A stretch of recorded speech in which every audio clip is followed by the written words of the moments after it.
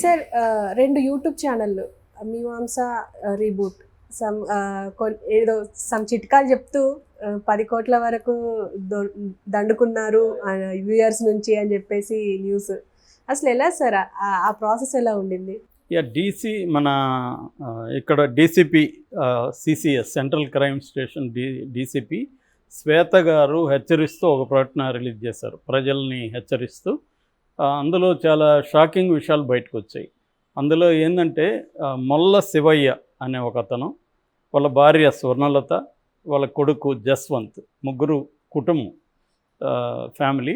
వీళ్ళకి ఒక అడ్వకేటు శ్రీనివాస్, వీళ్ళు నలుగురు కలిసి ఒక దందా స్టార్ట్ చేశారు. అదేంటంటే ఇప్పుడంతా యూట్యూబ్ల ప్రపంచం కాబట్టి వీళ్ళు కూడా అప్డేట్గా ఉన్నారు. సో వీళ్ళు ఒక మీమాంస అని రీబూట్ అని 2 యూట్యూబ్ ఛానల్స్ స్టార్ట్ చేశారు. ఈ ఛానళ్ళల్లో ఈ శివయ్య ఏమో ఆయుర్వేద నేచురోపతి డాక్టర్ లాగా ఆయన అవతారం ఎత్తాడు. సో అందరికీ కూడా ఆయుర్వేదానికి సంబంధించి మీమాంస వెల్నెస్ పేరుతో మాకు సెంటర్ ఉంది, మేము యోగా, ఆయుర్వేదం, నేచురోపతి ఇవన్నీ నేర్పిస్తున్నాం, ట్రైనింగ్ ఇస్తున్నాం, దీనికి మేము ఇంకా ఎక్స్ట్రా సెంటర్స్ పెడుతున్నాం, దీనికి మేము ఇన్వెస్ట్మెంట్ కూడా ప్లాన్ చేస్తున్నాము, దాంట్లో మీరు 50% పెడితే మేము 50% ఇస్తాం, మీకు 200% లాభాలు వస్తాయి అనేది నమ్మించాడు. ఫస్ట్ ఏమో ఈ వెల్నెస్, ఈ చిట్కాలు, డబ్బు సంపాదించడం ఎలా, ఇవన్నీ నేర్పిస్తూ వచ్చాడు. జనాలకి ఏంటంటే ఇవాళ ఆరోగ్యం, ఫిట్నెస్ ఈ 2 ఉన్న పిచ్చి, ఇంక దేంట్లో అందం, ఈ 3 ఆరోగ్యం, అందం, ఫిట్నెస్ ఈ 3 వచ్చి ఎవర్ గ్రీన్ ఫీల్డ్స్. ఎవరు చెప్పినా నమ్మేసేదానికి రెడీగా ఉంటారు.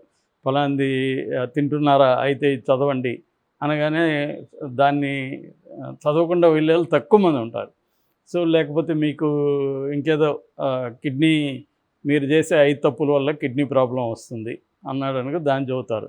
ఇలాగ టైటిల్స్ పెట్టి ఆరోగ్యం, అందం, ఫిట్నెస్ ఇవి కాకుండా next popular subject how to earn money. ఇది ఏజ్ ఓల్డ్ సబ్జెక్ట్. ఇది డబ్బు సంపాదించడం ఎలా అనేది. అంటే ఈ మామూలు పీపుల్లో ఏంటంటే డబ్బు సంపాదించాలి, స్పీడ్గా సంపాదించాలి. ఇవాళ జనరేషన్కి ఏంటంటే నేను మెల్లమెల్లగా చేర్చిపెట్టి ఒక 20 ఏళ్లలో డబ్బులు సంపాదించడం కాదు, ఇమీడియట్గా డబ్బు సంపాదించాలి. మొన్న కూడా ఎవరు వచ్చి సార్ అర్జెంటుగా డబ్బు సంపాదించడానికి మార్గాలు ఏమన్నా చెప్పండి అన్నారు. అవి తెలిస్తే నేను ఎందుకు ఇక్కడ ఉంటానని చెప్పాను. అలా ఉంటుందన్నమాట.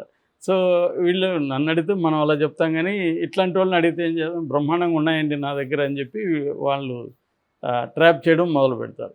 అలాగే వీళ్ళు ఫ్యామిలీ బ్యాచ్ ముగ్గురు కలిసి ఏం చేశారంటే ఇలాగ వీళ్ళని ట్రాప్ చేసి మేము ఇట్లా రిసార్ట్స్ కూడా స్టార్ట్ చేస్తున్నాం, రియల్ ఎస్టేటు అని చెప్పారు. ఒకసారి నీకంటూ ఒక బిలీవబుల్ క్లయింటెల్ ఏర్పడినాక వాళ్ళు ఇంక నీ మాట ఏం చెప్పినా వింటారు.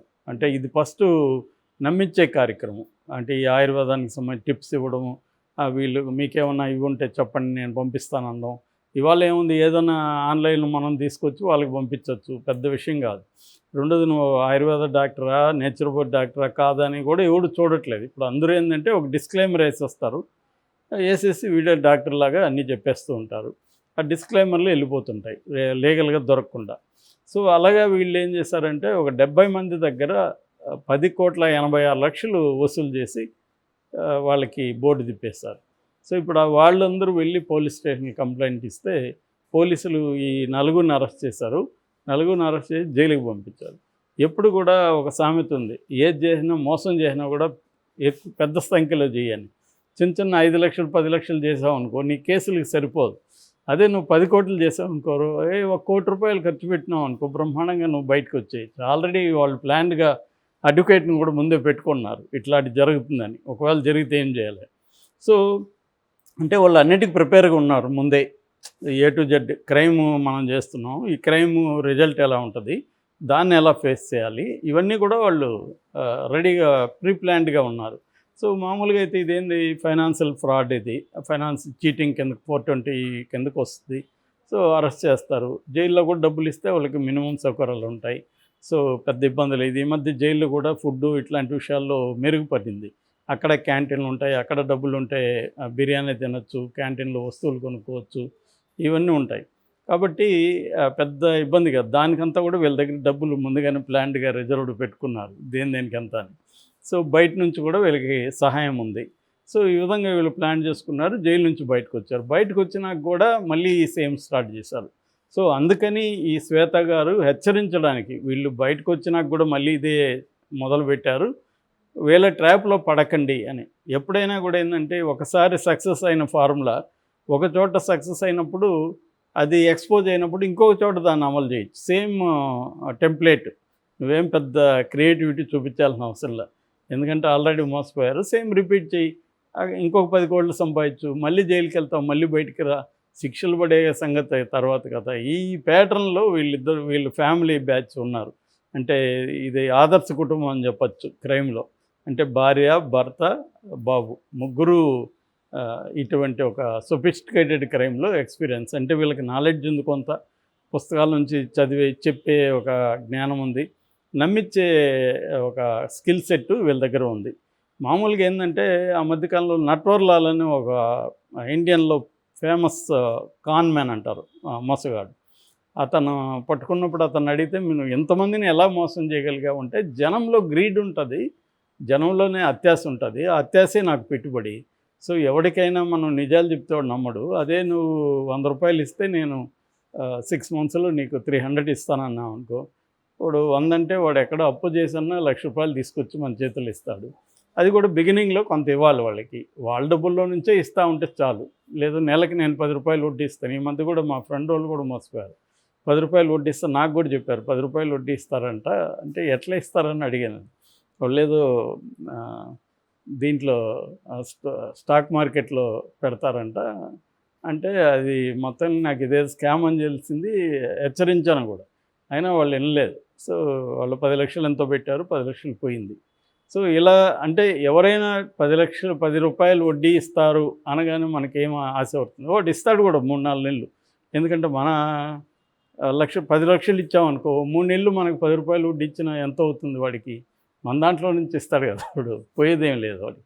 సో ఇలాగ 3-4 నెలలు ఇవ్వడం వల్ల ఏమవుతుందంటే వీళ్ళు ఇంకో 10 మందికి చెప్తారు. వీళ్ళకి తెలిసిన వాళ్ళకి అదేదో రహస్యంగా ప్రివిలేజ్ లాగా, నీకు మాత్రమే చెప్తున్నాను, ఇది అందరికీ తెలియదు అని సీక్రెట్ చెప్పినట్టు చెప్తారు, ఎవరికి చెప్పొద్దు అన్నట్టు.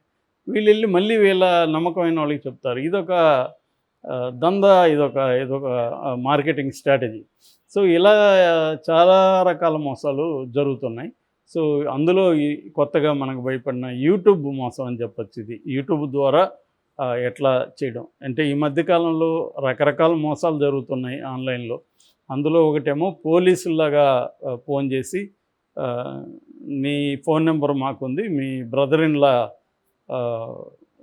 ఈ డ్రగ్స్ సప్లైలో దొరికిపోయారు, సో అతన్ని పట్టుకోవడానికి మేము తిరుగుతున్నాం, నువ్వు కూడా ఇన్వాల్వ్ అయినట్టుంది అని చెప్పి వాళ్ళ దగ్గర డబ్బులు లాగడం. సో వాళ్ళు ఏంటంటే మొత్తం వీడియో కాల్స్లో ఆఫీస్ అవన్నీ కూడా సెట్ చేస్తూ ఉన్నారు. పోలీసు ఆఫీసు సెటప్ అవన్నీ చేసి వీడియో కాల్లో బ్యాక్గ్రౌండ్లో అంతా ఆఫీస్ ఉంటుంది. ఎవరైనా నమ్మాల్సిందే కదా, పోలీస్ ఆఫీసర్ అతను చాలా ధాటిగా మాట్లాడుతుంటాడు. సో ఎవరైనా నిజమేమో ముంబై నుంచి ఫోన్ చేస్తున్నాం మేము సైబర్ క్రైమ్ నుంచి అన్నారనుకో, మనం నమ్ముతాం. ఎందుకంటే ఆఫీసర్ ఇదంతా కూడా ఆర్గనైజ్డ్ క్రైమ్ ఇవాళ. రెండోది, ఈ ముంబై సెటప్ అంతా కూడా వేరే దేశాల్లో ఉంటుంది. అందుకని మనకి ఈ మధ్య కూడా వైజాగ్లో కూడా ఇలాగో బ్యాచ్ని తీసుకెళ్ళి కూడా ఫోర్స్ఫుల్గా పనిచేస్తున్నారు అక్కడ. So human trafficking. సో ఇది పెద్ద ఎత్తున జరుగుతుంది. వాళ్ళని పట్టుకోవడం కూడా కష్టం, ఎందుకంటే వేరే దేశాల్లో ఉంటారు. ఆఫ్ఘనిస్తాను, పాకిస్తాను, రష్యానో ఇలాంటి దేశాల్లో ఉంటారు. సో అలా అక్కడికి వెళ్ళి వీళ్ళు ఇక్కడ నుంచి పోలీసులు వెళ్ళి అక్కడ పట్టుకోవడాలు ఇవన్నీ సాధ్యమయ్యే పని కాదు. సో అందుకని ఏంటంటే బాధితులే జాగ్రత్తగా ఉండాలి. ముఖ్యంగా ఎవరైనా వచ్చి ఇలాగా మీరు ఎంత పెట్టండి మీకు ఎంత వచ్చేస్తుంది, ఈ ల్యాండ్ స్కాములు కూడా ఇలాగే జరుగుతున్నాయి. ల్యాండ్ అక్కడ ఒకటి ఉంది, వెంచర్ ఉంది, మీరు కానీ మేము ఓన్లీ 20 మందికి మాత్రమే ఇస్తున్నాము, అది మన ఫ్రెండ్ చెప్పాడు కాబట్టి మీకు ఇస్తున్నాము, ఇలాగ మార్కెటింగ్ ఉంటుంది. సో ఆ మధ్య అలాంటి దానికి కూడా దానికి నేను వెళ్ళొచ్చాను మా ఫ్రెండ్తో. సో వాళ్ళు ఏంటంటే వాళ్ళ ఆఫీసు సెటప్ అట్టహాసంగా బ్రహ్మాండంగా ఉంటుంది, 3 అంతస్తుల ఫ్లోరు, ఇదంతా చూడగానే ఇదేదో పెద్ద వెంచర్ అనిపిస్తుంది. ఇదంతా కూడా నమ్మించడానికి చేసే సెటప్ అనమాట. సో వెళ్ళి ఆ ల్యాండ్ కూడా చూపిస్తారు. అంతా తీరా చూస్తే ఆ డాక్యుమెంట్లో ఒక క్లాజు మా ఫ్రెండ్ పట్టుకున్నాడు. అదేంటంటే act of God. Act of God వల్ల ఏదైనా అయితే మేము వీలేమని. అంటే వాళ్ళు ఏంటంటే వితిన్ 1 ఇయర్లో మీరు ₹1,00,00,000 పెడితే మీకు 75 లక్షలు ఎక్స్ట్రా వేసిస్తారు అనేది. సో కానీ యాక్ట్ ఆఫ్ గాడ్ కింద వీలేమని అంటే లీగల్గా వాళ్ళు జాగ్రత్త తీసుకుంటున్నారు. సో రేపొద్దున యాక్ట్ ఆఫ్ గాడ్ అంటే ఏంటి, మా డైరెక్టర్కి హార్ట్ అటాక్ వచ్చింది, అది కూడా యాక్ట్ ఆఫ్ గాడ్ కాబట్టి వీళ్ళేమో అని పెడతారు, నువ్వు కోర్టులో ఫైట్ చేసుకుంటూ ఉండాలి. సో ఇట్లా రకరకాల స్కాములు జరుగుతున్నాయి. మనకేంటంటే ₹1,00,00,000 పెడితే సడన్గా ₹1,00,00,000 వచ్చేయాలి, లేకపోతే 2 ఇయర్స్లో పెట్టుబడికి డబ్బులు వచ్చేయాలి. ఇలాగ ప్రతి ఒక్కరికి ఏంటంటే ఎక్కువ డబ్బులు రావాలి, స్పీడ్గా రావాలి. ఈ నేచర్ వల్ల ఇలాంటి మోసాలు ఎక్కువ జరుగుతున్నాయి. సో అందుకని ఇప్పుడు ఆ శ్వేత గారు హెచ్చరించారు హైదరాబాద్ పీపుల్ని, ఈ మీమాంస రీబూట్, ఇంకొక కొత్త పేర్లు కూడా వాళ్ళు పెట్టచ్చు, శివయ్య, స్వర్ణలత, జస్వంత్, శ్రీనివాస్, ఈ నలుగురు కానీ ఏ రకంగా మిమ్మల్ని నమ్మించడానికి ట్రై చేసినా మీరు వీళ్ళ ట్రాప్లో పడొద్దనే వాళ్ళు